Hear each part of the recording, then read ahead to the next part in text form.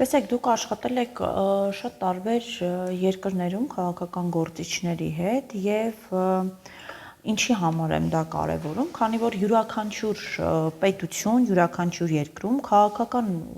ուժերը այնպես չէ, որ միայն իշխանությունն է որոշում, այսինքն իշխանության որոշումների վրա ազդեցություն են ունենում նաև քաղաքական այլ դերակատարներ, ընդդիմադիր ուժերը, ռեսուրսներ ունեցող մարդիկ, այն ինչպես է ստացվում, որ Հայաստանում, եթե իշխանությունը ծավալում է նման հակահայ, հակապետական քաղաքականություն, ինչպես բնութագրում են նաև ընդդիմադիրները, կարծիքներ են հնչեցնում այդ մասին, ինչպես է ստացվում, որ որևէ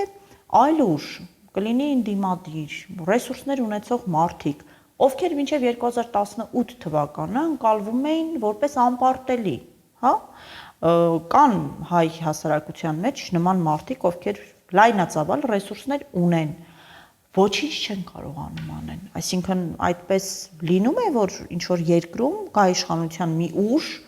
որը փաստացի անպարտելի է և պետությունը կարող է տանել ջախջախիչ պարտության, գոյաբանական վտանգի առջև կանգնեցնել ժողովրդին և ոչ մեկ ոչինչ չի կարողանում անել։